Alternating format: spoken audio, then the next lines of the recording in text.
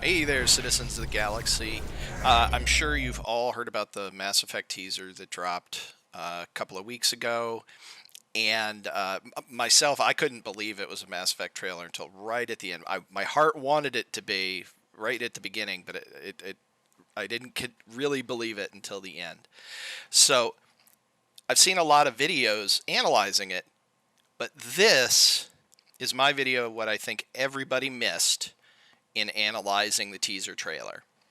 Of course, this video does contain spoilers for the Mass Effect trilogy.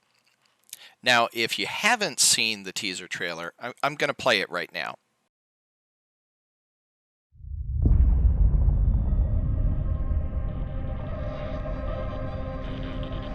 We know now that in the early years of the 20th century, this world was being watched.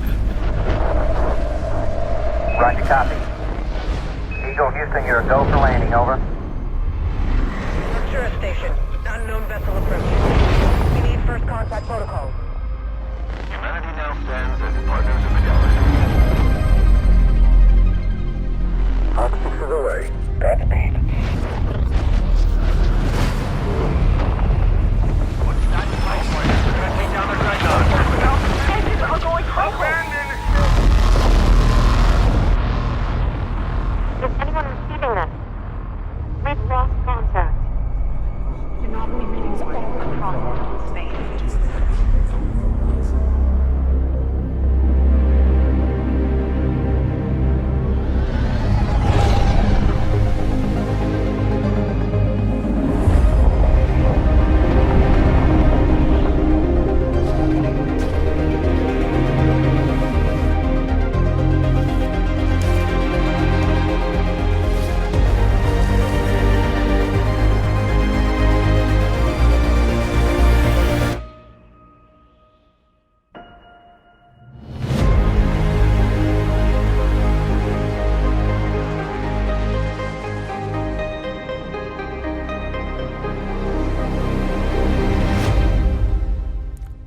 Breathtaking, right? I mean, it's just amazing. And there are a lot of really good analysis videos out there on YouTube. But one of the first things I noticed seemed like everybody got wrong is that N7 piece that Liara picks up at the end. And everybody seems to want to identify that as part of an N7 breastplate, but it is actually the left rear side panel of an N7 helmet. Yes, that is a tiny detail. And this next thing that I think a lot of people missed in their analysis is not very huge either, but I think it actually lends some support to what a lot of people have suggested, which is that Mass Effect 4 is going to assume that the destroy ending was the canonical ending. Now, there's a lot of reasons for that, the indoctrination hypothesis, the difficulty of creating a whole new set of games, with so much variation. But there is one thing that nobody brought up in the analyses that I've seen, and that is that Casey Hudson, Mr. Mass Effect himself, left BioWare for the second time a week before this trailer dropped. Now, I don't know specifically why that happened, but it's not hard to imagine that some of the business side people saying, no, listen, you have to simplify this, there has to be one canonical ending, might have been a creative difference that could have suggested to him he should go. But this is the most important thing that I think everybody missed. We know now that in the early years of the 20th century, this world was being watched. A lot of people understood that that was an old-time radio broadcast, but what everybody seems to have missed was that it was Orson Welles' 1938 War of the Worlds broadcast. On the surface, that's just an homage. I mean, War of the Worlds obviously inspired a lot of the things in Mass Effect. Giant killer fighting machines from another world trying to kill everybody. Even the noise of the Reapers could be said to be a little bit of an homage to the ooh-la noise of the Martian tripods. And the fact that Mars was the planet that the Martians were observing us from in War of the Worlds, and Mars is where the Prothean base is in Mass Effect, actually where humanity got Mass Effect technology from. So, yes, Earth was being observed from Mars by hostile aliens, both the Protheans and the Reapers. Remember, there is a mass relay in the Sol system. But I think there's more to it than that. So let's play the entire opening of the War of the Worlds broadcast over the Mass Effect teaser and see if it sparks anything in your head.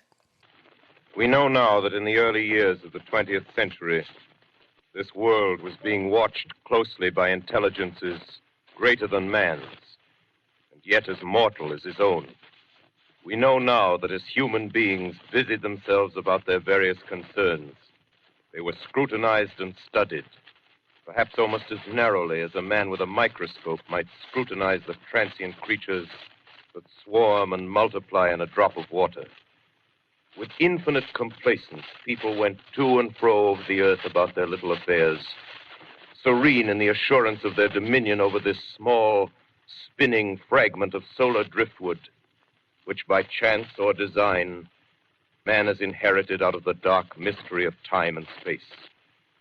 Yet across an immense ethereal gulf, minds that are to our minds as ours are to the beasts in the jungle, intellects vast, cool, and unsympathetic, regarded this earth with envious eyes and slowly and surely drew their plans against us.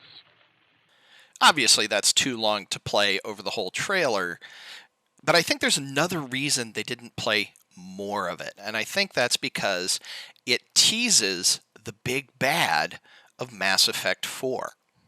I mean, think about it. There is another species of intellects, vast, cool, and unsympathetic, who are out there observing the galaxy, and they have been for billions of years. Today, we reach out through the fragments and watch for discovery. Fragments?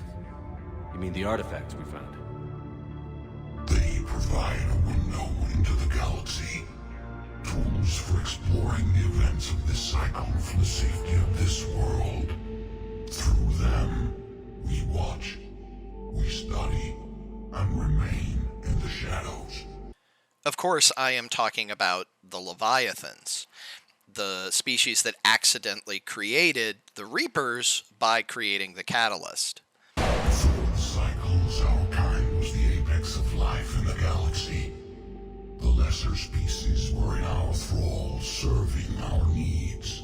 They used to control the entire galaxy. But we could not protect them from themselves. Over time, the species built machines that then destroyed them. Tribute does not flow from a dead race. To solve this problem, we created an intelligence with a mandate to preserve life at any cost. As the intelligence evolved, it studied the development of civilizations.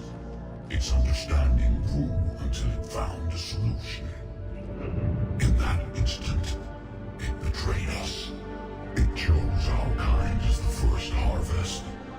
From our essence, the first Reaper was created.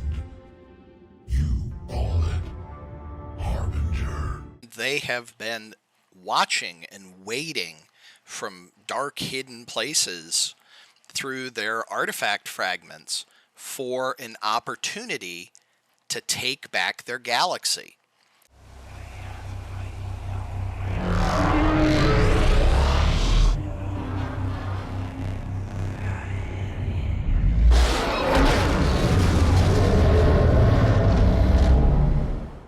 And now that Shepard has destroyed the Reapers, that opportunity has presented itself.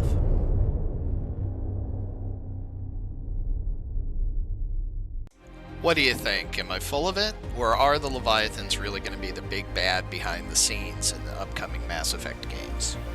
Let me know in the comments. Thanks for watching.